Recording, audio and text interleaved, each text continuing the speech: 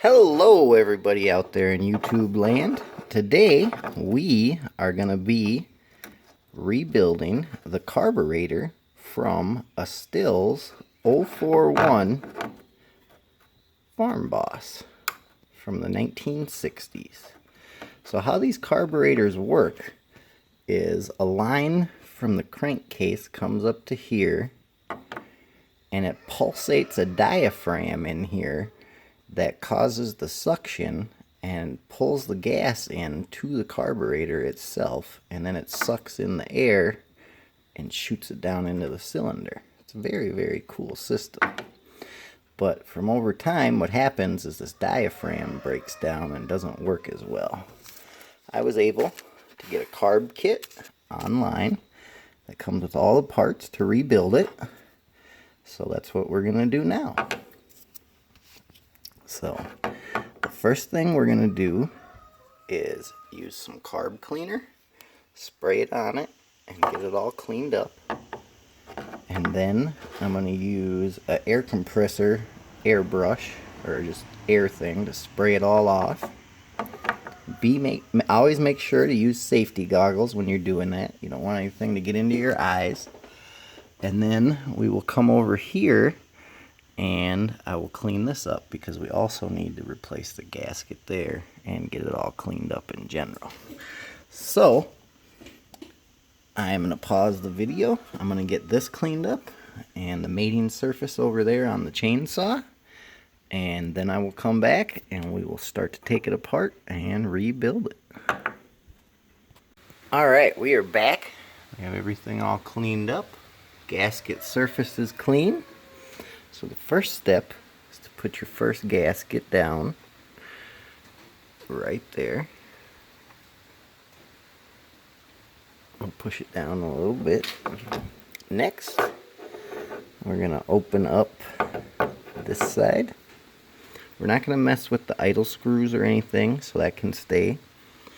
And the kit comes with all the gaskets, the diaphragms, new springs, and a new fuel cleaning screen. So I'm going to take this off and we'll come back when I get it open. Alright, we're back. So next we're going to pull off the cover. There that is. We will clean that all off. Next is the diaphragm.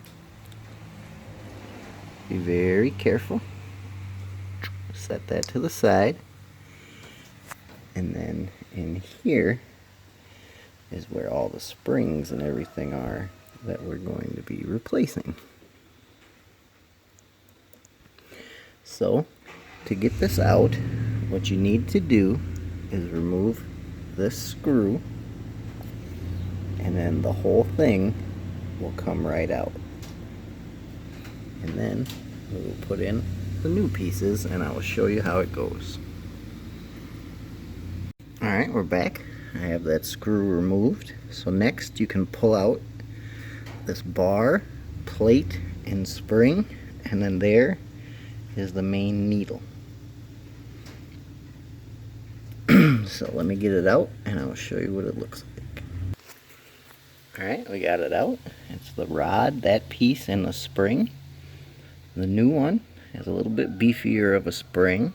There's the plate, and then you put that bar through it, and then you pull out your main jet there, and that's what pulsates up and down, and that's how it creates the carburetor effect with the air. So we're going to get this out, and then I'm going to use some air from the air compressor and some carburetor cleaner and get this all cleaned up. And then we'll come back and I'll show you how to put in the new pieces. Alright, we are back. So, our next step is to put in the main needle.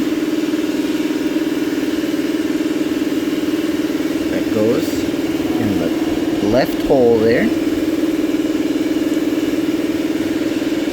And then you need to take this and you need to have that little piece go over the hole there and you need to put the spring in there.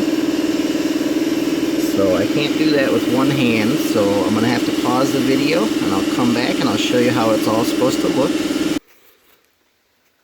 Alright, focus. As you can see, we have it in.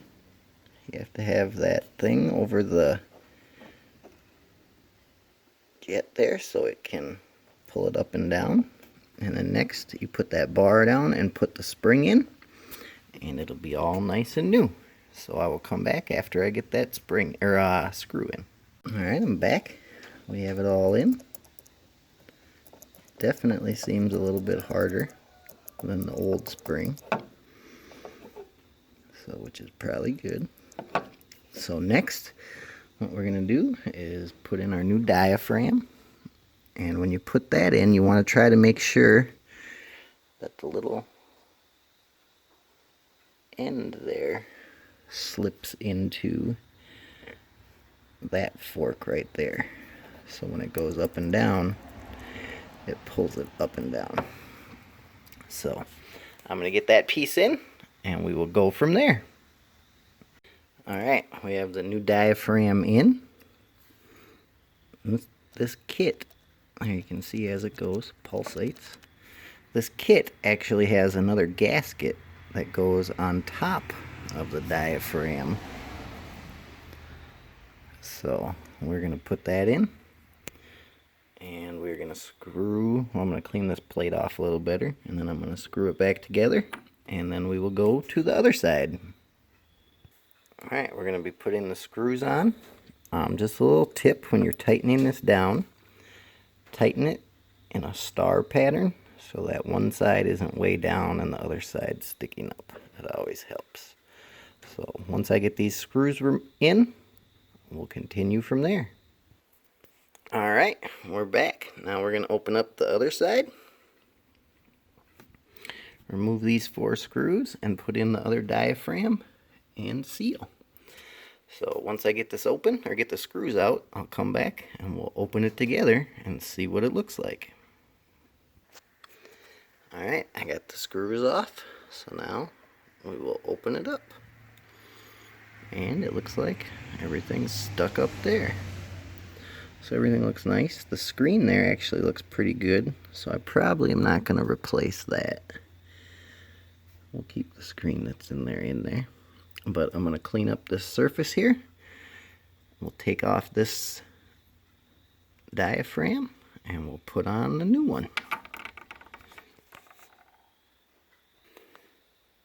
Alright, so we have the old diaphragm off. This is what the other side looks like. So we're going to get this all cleaned up, and then we will be putting on a new diaphragm and seal.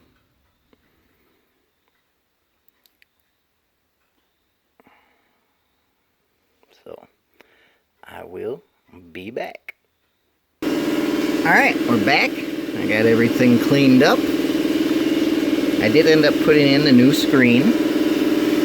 So next, what we want to do is put in the other new diaphragm.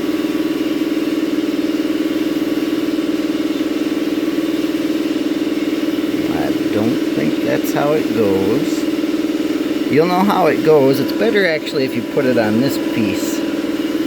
So we'll put the seal first, because it has these little nubs that the pieces will fit into when you get it right.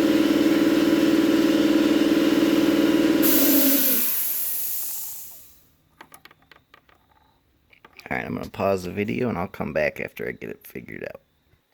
Alright, I got it all figured out and on. So you put the gasket first and then you put the diaphragm. So that the diaphragm will be closest to right here, which is where you want it to seal. And then you put it back on. So once I get it back on, remember to do the star pattern when tightening. And that'll be the finish of how to rebuild a carburetor for a Stihls 041 Farm Boss from the 1960s. So I'm going to pause the video. Once I get it all back together, I'll come back and show you what it looks like. Alright, we are back. So it's all put back together.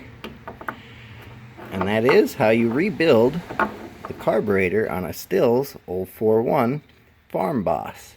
The last two seals that you have, one is for there and one is for the back of this after you slip on the carburetor.